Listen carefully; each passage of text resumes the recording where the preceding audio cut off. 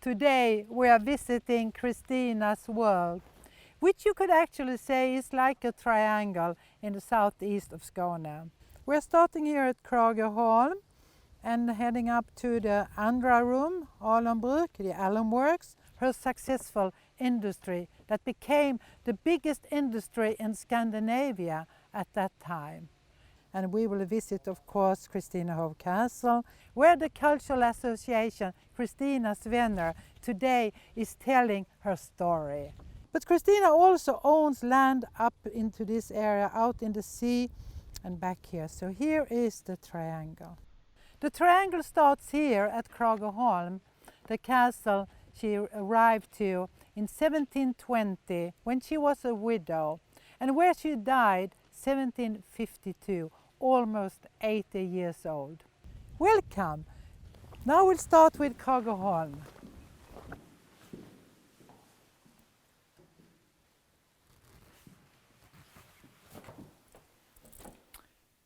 What a lovely way to start your morning, to walk into such a beautiful chapel. And this is what Christina Piper did each morning. She walked down the aisle like I do now, from her private rooms across the hall into this chapel that she had built. And it was inaugurated in 1723, 3 years after she had moved to Skåne from Stockholm.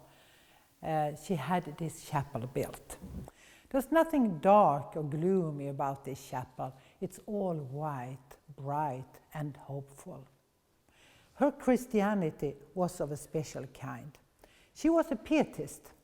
And being a pietist to Christina, it meant that she should, as a human being, find her inner discipline, be useful, and make charitable activities, help others. And I also think the Pietism actually allowed her to explore her capacities as a woman, because that special branch of Christianity didn't say anything about that you had to be a man or a woman to act as a real pietist.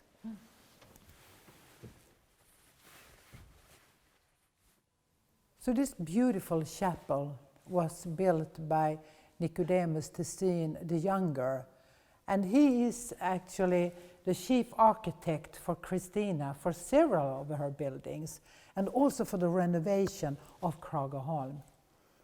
Although she had all these many palaces and castles and manors to choose from, here in Skåne, Krageholm was her favorite place. And although she built Christinehof much later in life, she kept on having Krageholm as her permanent residence. And it's not difficult to understand why, because this is a very warm and in many ways a cozy place. And it's privately owned today, and visitors are not, it's not a public place for visitors, so I feel enormously grateful to be here today.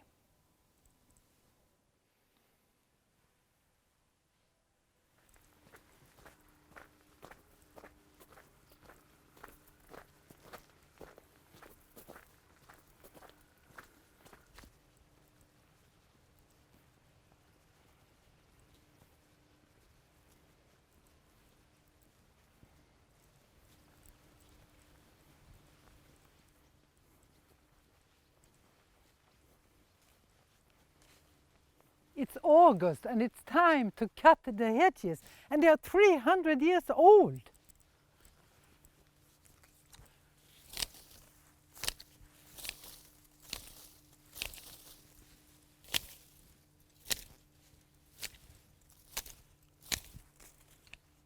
Christina Piper, together with Hans Rammel, she was the foremost builder in Skåne at the 18th century.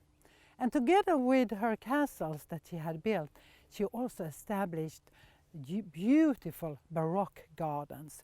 And Krageholm was one of the most beautiful. If we look at this map, Krageholm, we can see the castle here, and then we have the same as at Christinehof, a sight line starting from the castle, going north and then south to the labyrinth. And this labyrinth was planted in Christina's lifetime. The whole garden was surrounded by arcades of chestnut trees, a tree that became very popular mid-18th century. Our great botanist, Carl Linnaeus, he came to the garden at Krageholm during Christina's lifetime, and he described it as one of the most beautiful and remarkable Baroque gardens he had ever seen. This labyrinth of a certain kind of beech tree was already planted during her time. Let's move in and see what we can find in the labyrinth.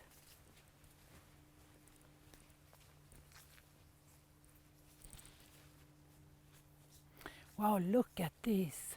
They used to be hedges and now their trunks are so big. It's a fantastic labyrinth.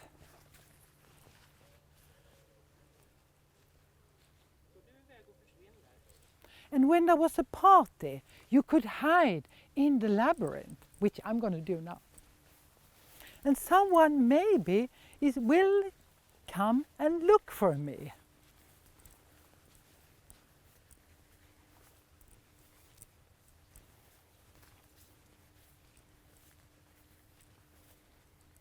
Ooh. Where are everybody? Ooh. Ooh. Ooh. Where is everybody? I'm here. Where are you? Hello. Hello.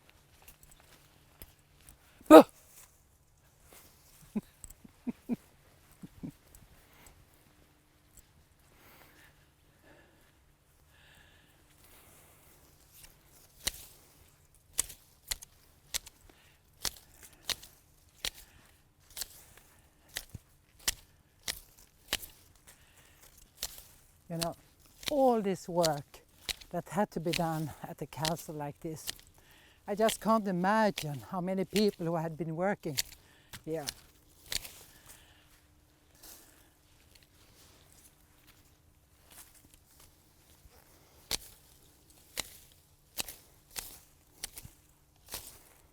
It's something special to cut a hedge, a labyrinth that was planted 300 years ago. You feel humble, really humble. Humble to the people who planted it and all the people who have been taking care of them. So we can still enjoy a labyrinth that is 300 years old. It's fantastic.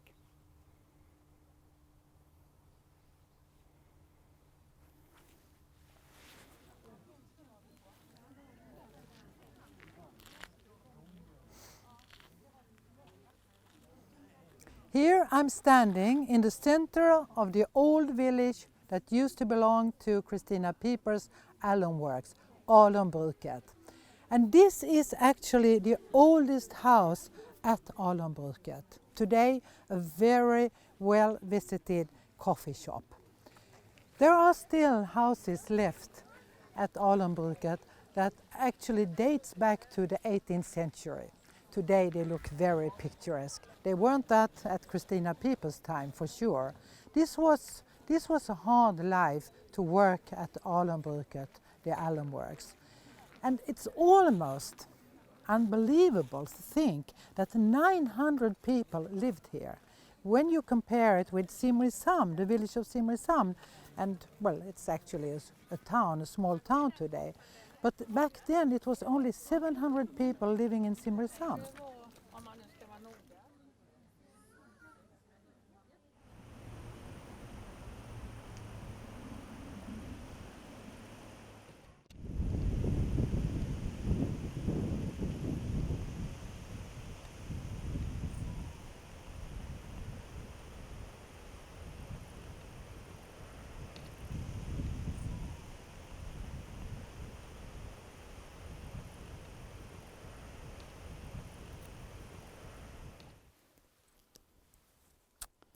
This is the black gold of Andrarum. Black gold it was called because it was worth its weight in gold.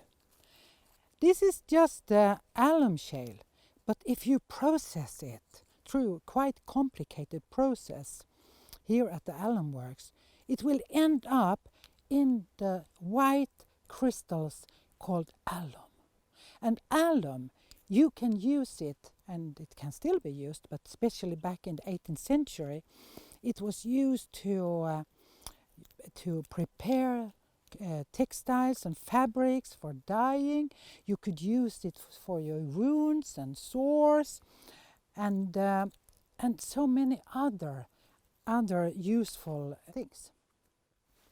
This is what remains of the biggest alum works in Scandinavia. And here is a slag heap. When the alum shale had been burnt in high fires, reaching up to 7 meters, standing here and there, the material, the slag from the fires, was rolled up in wheelbarrows on these steep hills by women and children not older than 8-9 years old. Can you imagine a wheelbarrow going up this hill? I can hardly walk down the hill. It was an enormous, tiresome work.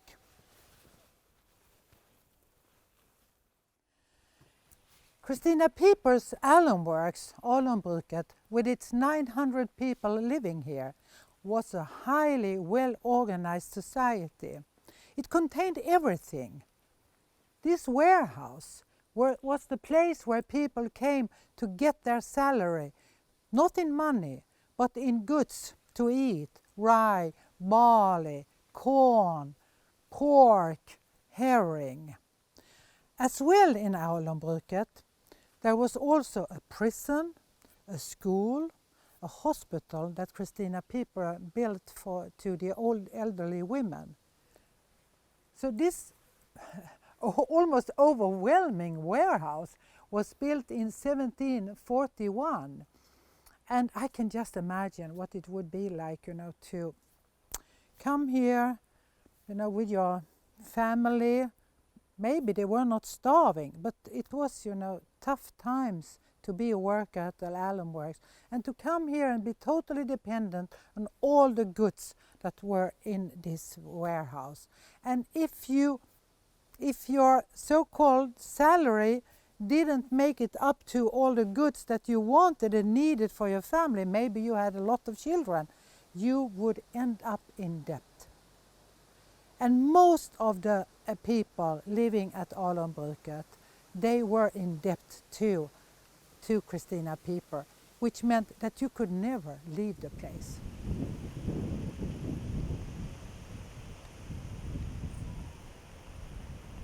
Imagine you have been working at the Alum Works 300 years ago. You have spent your whole life on producing the alum for Christina Piper.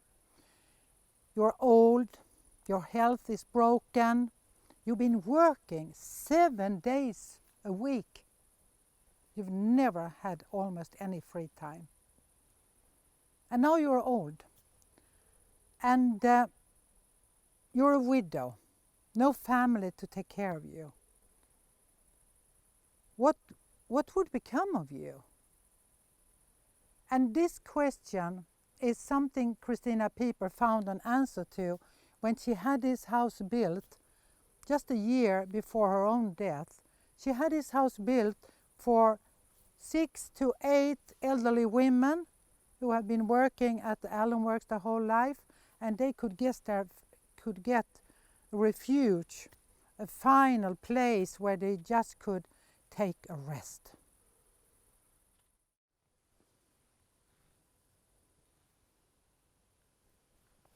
When Christina Piper turned 65, she could look back at 15 very profitable years at her Alum Works.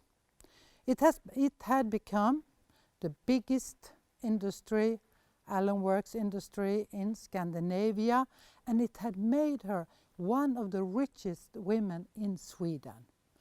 All due to this alum, the alum crystal. So she decided to build a new castle, and that was Christinehof.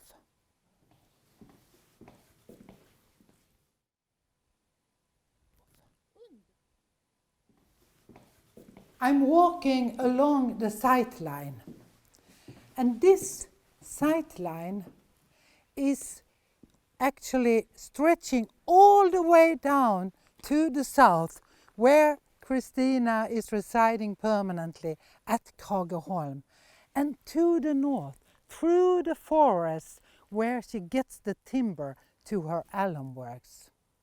This is her empire. Christinehof was built and ready to live in 1741. But Christina never moved here. She didn't leave Krageholm. Krageholm kept on being her permanent residence. So then one can ask oneself, why did she build this? If she was only going to use it as a hotel when she visited her Alum Works. Well, maybe it was important to have a hotel, like a stayover, where you could invite your guests and also stay a week while she was visiting her industry. I also think that she wanted to tell the rest of the world that I belong to this place now. Christina Piper, when she had Christinehof built, she could stand here along the sight line and say to herself, all of this is mine. From Krageholm in the south to Traneboda in the north, and with a huge wide circle around Christinehof. I have put my mark on it. I have built a castle. This is my place.